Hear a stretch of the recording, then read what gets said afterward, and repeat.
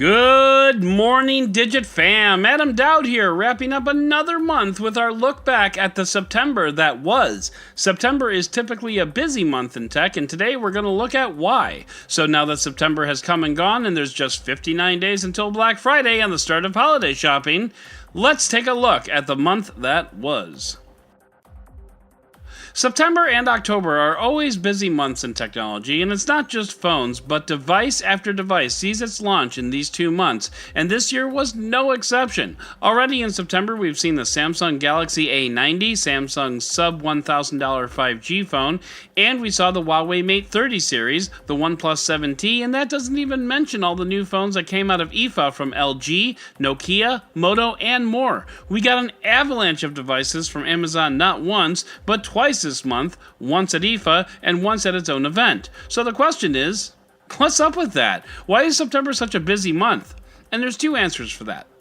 The first is IFA and Apple. IFA is Europe's biggest consumer technology conference, and it happens every year around the first week of September. A couple of OEMs have outgrown IFA, like Samsung, who likes to host its own event in August, but for the most part, major consumer technology companies release new stuff at IFA because the eyes of the world are focused squarely on Berlin for that week, and why not?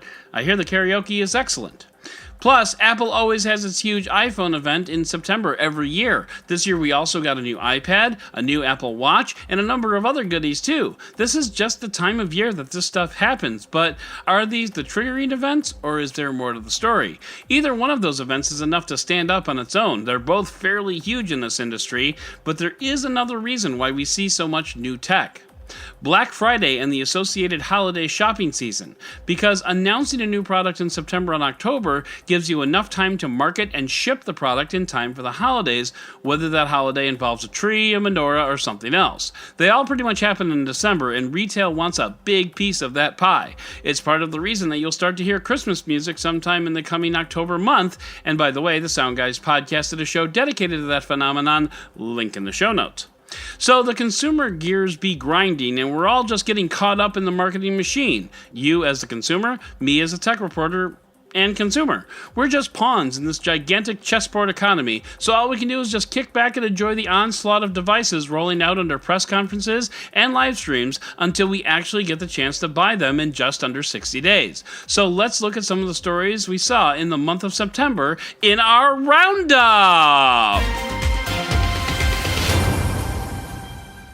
Right off the bat, the theme of this month seemed to be sort of plussing it up theme. Take the good, make it better. The Pixel 4 is going to have 2 cameras. The iPhone 11 has 3. Amazon released a whole slew of devices. Facebook, in the meantime, had not 1 but 2 products that you should probably run away from. Facebook Dating and refreshes to the Facebook Portal line. Neither of these ideas is necessarily bad in and of themselves, except they're both from Facebook.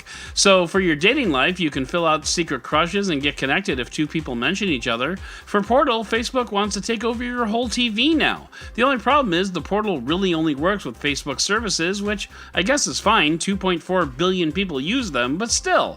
Facebook is also offering discounts when you buy 2 or more of these things, and that's even scarier than Facebook controlling your dating life. Next up, we got Android 10, and we can't wait to see what the developers do with it.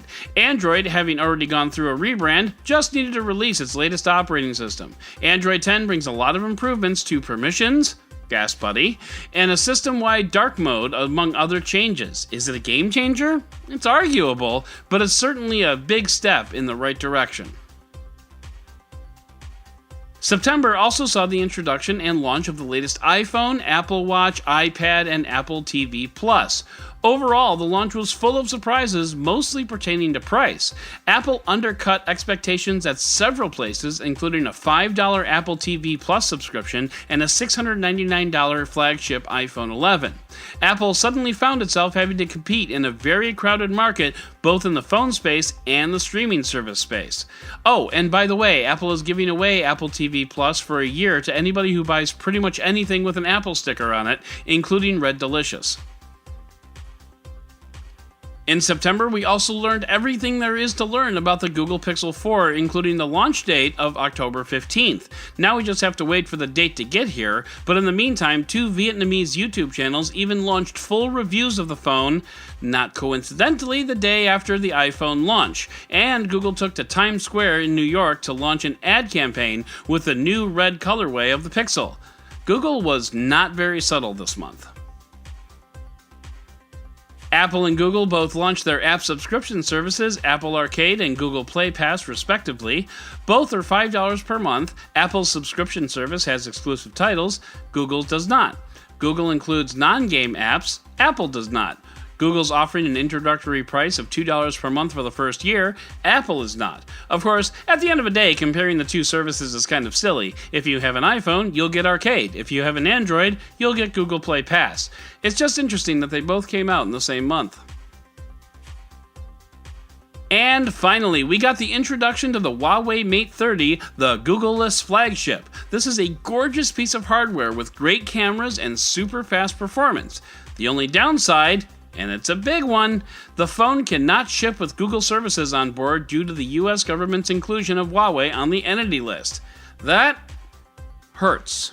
Google services aren't impossible to sideload, but it's kind of a pain in the butt. But for techies like us, that's really no big deal, although if I'm being honest, it's a non-starter for me, mainly because I'm lazy and I don't want to go through the hassle. And for average consumers, it'll be a problem outside of China. Fortunately, Huawei can and will sell a ton of phones inside China, so maybe it won't be that big of a problem. Overall, in September, we saw the iPhone 11, the Huawei Mate 30, the OnePlus 7T, the Samsung Galaxy A90 5G, oh, and by the way, the Samsung Galaxy Fold, and that's just the phones. We also saw devices from Lenovo, Razer, Asus, and more, and I didn't even get a chance to talk about the nerdy space stuff like a freaking black hole in our solar system or Elon Musk's bus trip to the moon.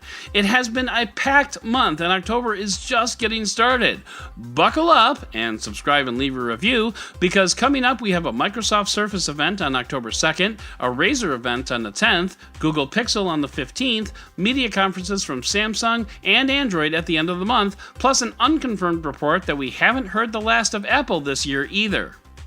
So that's going to do it for our September in review. If you'd like to learn more about any of these stories, check out the links in the show notes and subscribe to our daily newsletter on Digit.com. And if you like what you heard, subscribe, leave a review, and don't forget to tell your friends about DigitDailyPod.com. Once again, I'm Adam Dowd, Dead Technology on Twitter, and I will continue to be here every day to give you all the tech news you need to know.